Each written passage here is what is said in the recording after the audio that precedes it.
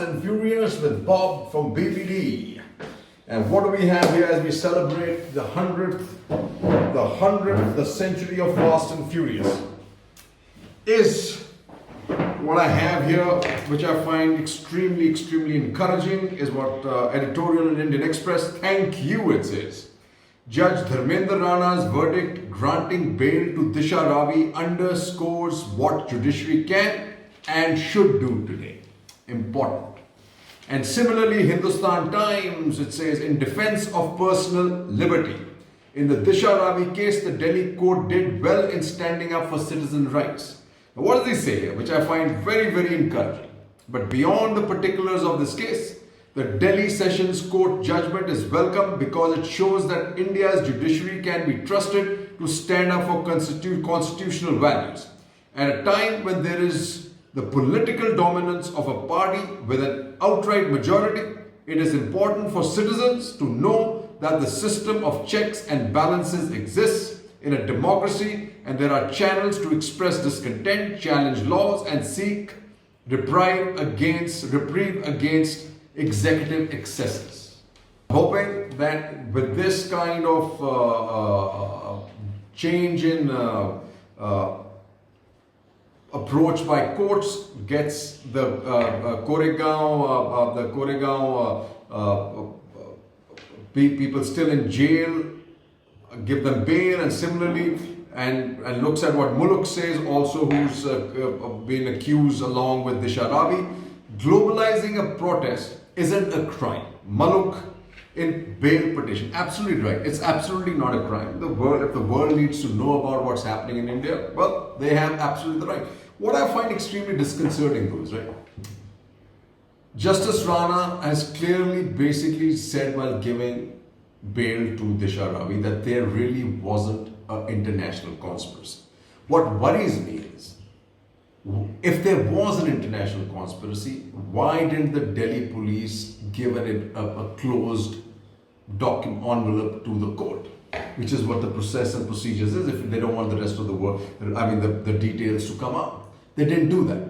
That basically says they didn't do their job and they didn't have it.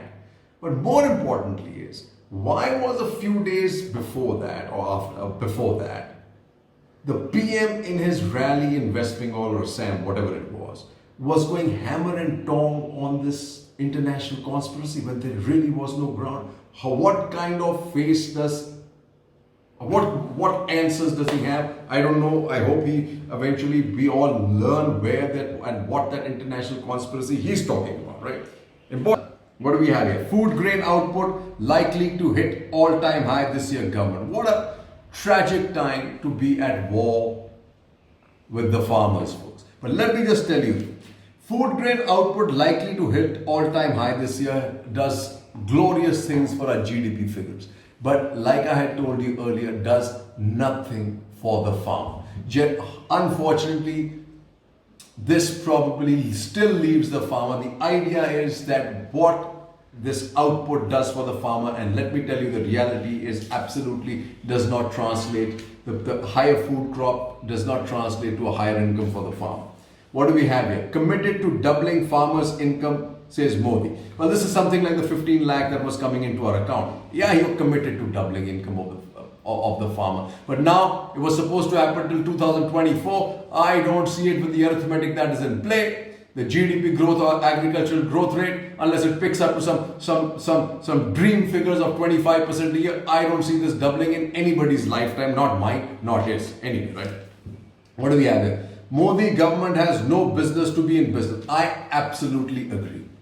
I'm all for the government getting out of business. All I want to make sure that the monetization happens transparently. And it does not smell of crony capitalism like the way the airports have done so far, folks.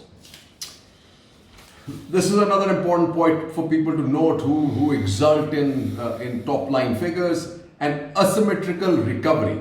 GDP growth is being driven by large firms, smaller ones continue to suffer, need policy attention. Until they give policy attention to the smaller ones, folks, employment and demand will just not pick up.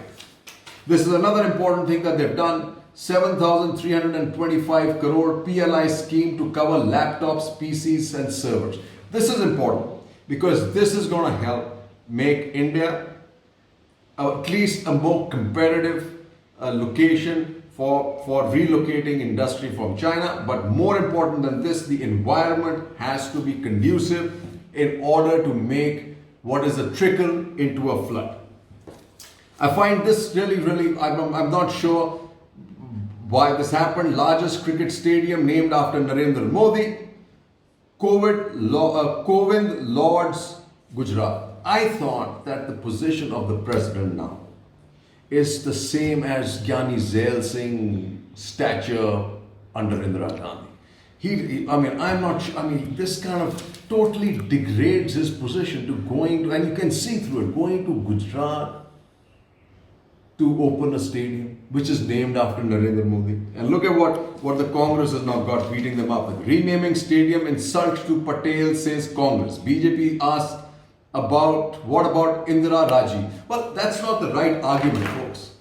Question is, what the Congress is saying, on one side you got this Patel statue and you went hammer and tong about this great Sardar Patel and all that stuff and try to take ownership. But this conflict will continue to come out, whether it's in West Bengal, whether it's in Assam, whether this conflicting ideologies will always create somewhat of a dilemma for the BJP. Because here, now they're stuck.